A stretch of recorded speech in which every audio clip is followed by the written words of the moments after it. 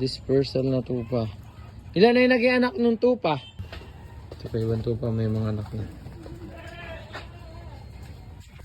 So, ito yung naglungkot na... Kayo na umaga lang naglungkot yan? Kanina lang, kasi kahapon ayos naman po eh.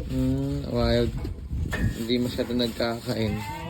Matamlay din yung tsura ng mukha, parang lumubog yung mata, oh. Kaya nga eh.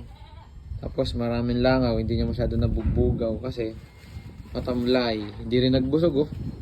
Hindi kumain. Ito yung... ito isa.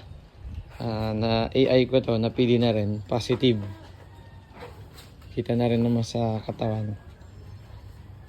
Mag-ana rin Aryo.